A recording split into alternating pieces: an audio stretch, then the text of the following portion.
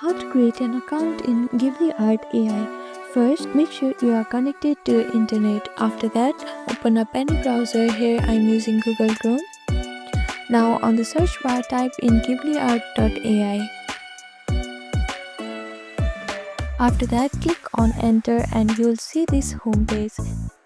Now to create an account, you can see the sign in option on the top right corner. Click on sign in. And here, if you have already created an account, you can type in your credentials and click on sign in, or you can also sign in with your Google ID. Now to create an account, click on sign up option.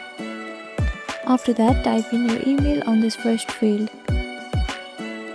Now, after you type in your email, click on this get code option and you'll receive a verification code on your email. So open your email and you'll receive a verification code like this. Simply copy this code and paste it here. After that, type in a password that you want to set on your account. Now you need to confirm your password on the second field. After that, click on the sign up option.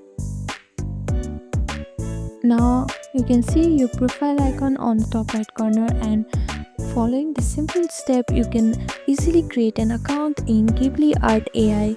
Thank you for watching this video. Please do not forget to like, share and subscribe to our channel, and comment down below if you have any other queries. Thank you.